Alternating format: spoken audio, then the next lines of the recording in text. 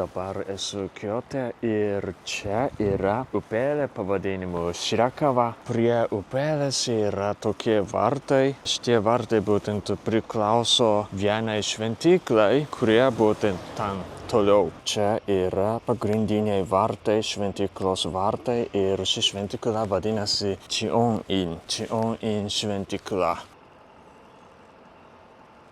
Na ir taip atrodo visa šventyklos teritorija, labai didelė. Čia yra varpas ir šis varpas tai būtent vienas didžiausių Japonijoje. Ir čia vyksta labai žinomas įvykis. Ir būtent Japonijoje naujųjų metų proga mes skambinam varpą šventyklose ir skambinam 108 kartus. Ir skambinant varpą sakoma, kad galima apsivalyti žmogiškus troškimus, prisirišimus ir taip toliau. Ir būtent šioje Chion-ino šventykloje vyksta labai didelis toks įvykis ir net 17 vienuolių skambina šį varpą.